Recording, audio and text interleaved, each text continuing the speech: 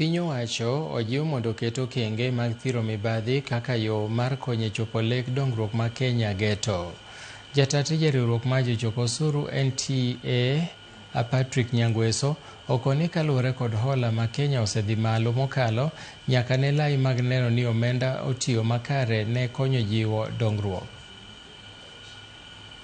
Because if you check for the last of one financial year, our national debt had increased from 11.8 to now 13.01 trillion, which means it has increased by 1.2 trillion.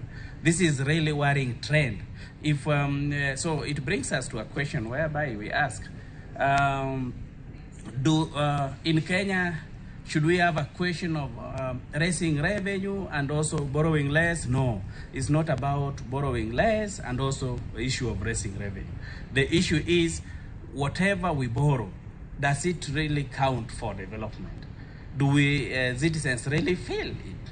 I saw yesterday, and we thank the president for really a call for the Beyond Vision 2030. But you know, Beyond Vision 2030, all this will be achieved if we are financially sustainable. You have seen politicians running around. Huh?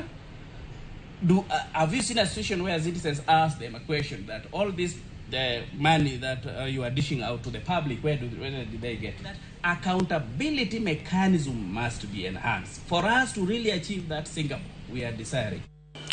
Jodong gweng' e kaunti ma Migori ma pok oyudo omenda maromo siling 3,000 ma piny owacho nosechako